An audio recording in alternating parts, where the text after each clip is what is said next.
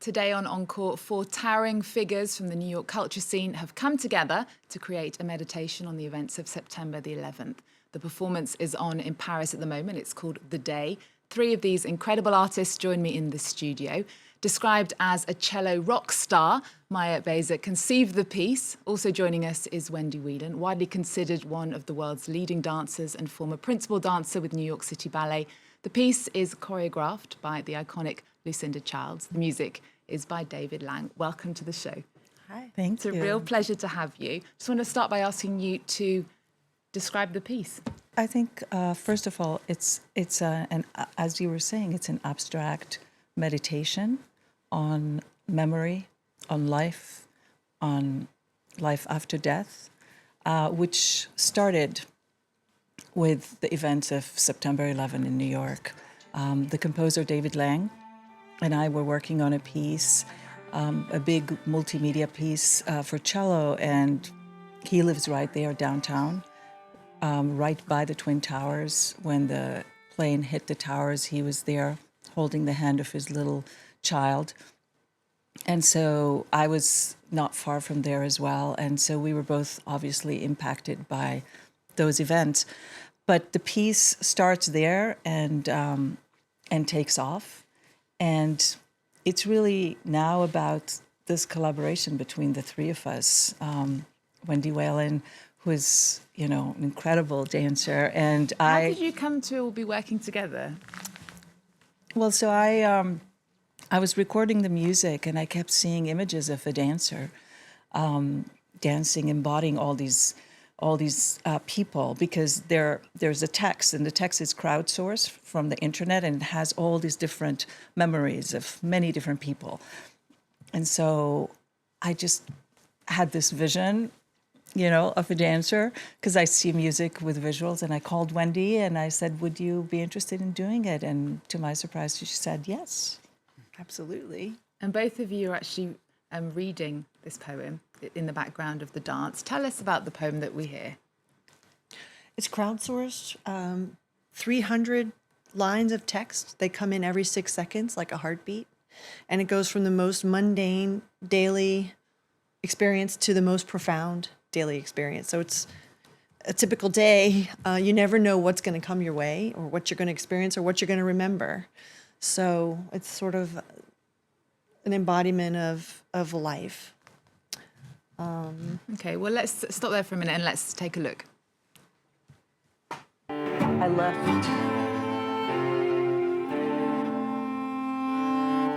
left home.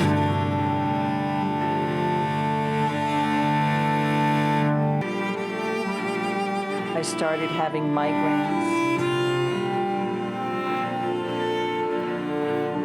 I started leaving for home. I started loving again.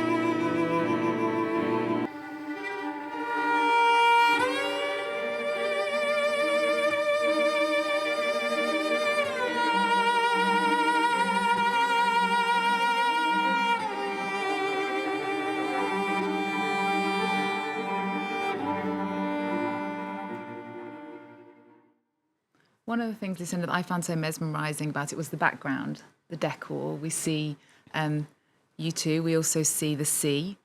We see dancing being recorded. And I couldn't help think back to an incredible film that you did many years ago through your collaboration with visual artist Sol LeWitt and composer Philip Glass for your 1979 creation, The Dance. Why did that piece become so revolutionary, do you think? For the dance piece, well, now it's the 40th anniversary of this piece, and I'm so happy that actually it's now in the repertory of Lyon Opera Ballet. And the film was redone with the dancers of Lyon Opera Ballet. This is not my company dancing. And the fact that this decor can be redone is so exciting. And the whole idea of Sol LeWitt, or probably one of the ideas, is to move the audience around the dancers.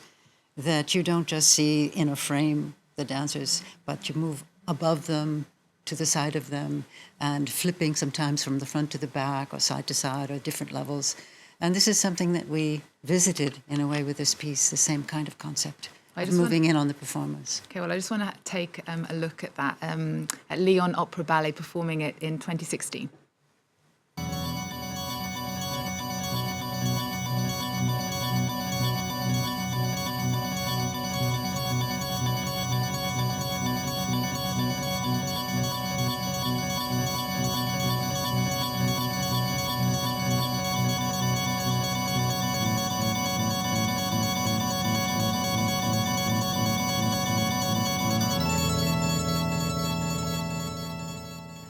Yeah, you could hear. Now, how have audiences' reactions changed to this piece since it first premiered? Well, when we first premiered the piece in '79, it was really very controversial. People were shocked that the dancers never touch each other, that the boys and girls were wearing the same costume, that it was or white or black, and but things have changed. You know, also the music of Philip Glass was very new 40 years ago for many people. It's rare, actually, to have three such remarkable people in the studio with me who've really pushed the boundaries for their art, but also for women. Wendy, last year you became the Associate Artistic Director of New York City Ballet, the first woman to have a permanent leadership position in the company. Is real change taking place in the dance world? Absolutely. I feel it every single day I go into work. We're constantly talking about the new vision for ballet in particular, the new sort of embracing of the more wider culture of the world into ballet. So it's really exciting to see the change and the possibilities of what it's going to be. And you're the only dancer in the day. You actually danced for 30 years at New York City Ballet. Did you ever think that in this profession where most people retire at 30, you'd still be dancing in your 50s? No, I didn't. But I'm so grateful that I have found a way to do that and to keep myself absolutely challenged and invigorated and creative with such remarkable artists. Yeah.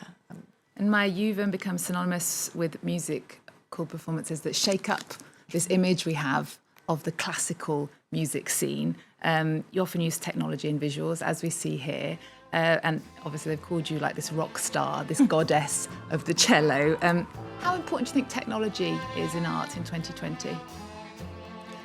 Well, of course, it's very important, but it's important to incorporate it, for me, in a way that enhances the performance, and it's not about the technology.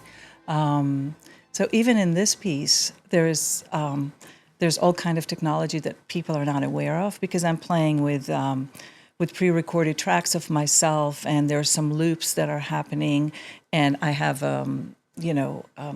in-ear monitor that gives me all kinds of information. So there's a lot of stuff behind the scene. Technology helps us to create a vision that is harder to do, without it.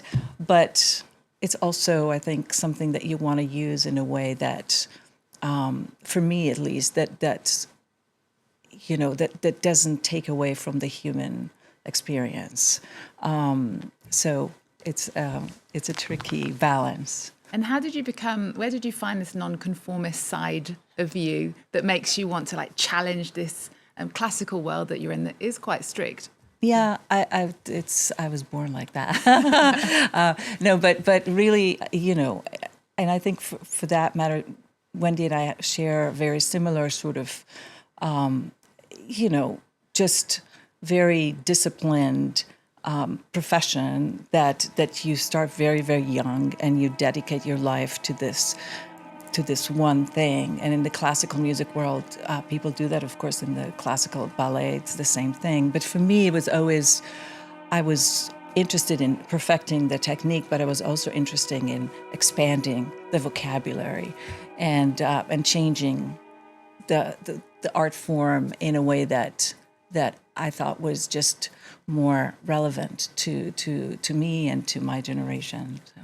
Okay, we're nearly out of time. Lucinda, just before we go, I wanted to ask you about one of your teachers along the way, Merce Cunningham. Following his centenary last year, there's a new documentary about him, directed by Alla Kovgan.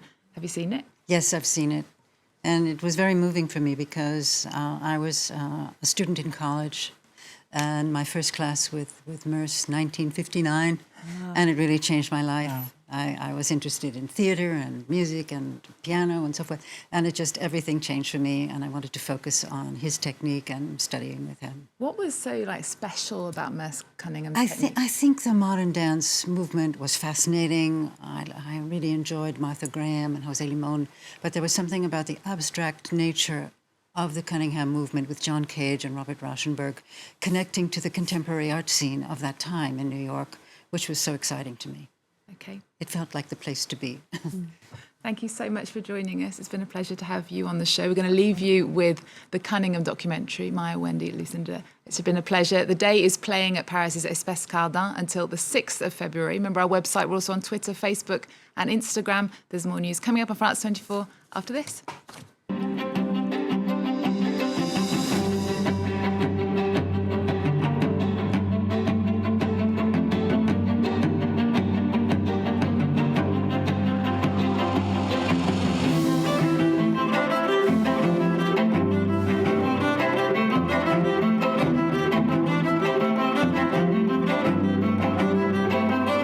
Consider your work avant-garde? I never used the word about myself. I don't describe it, I do it.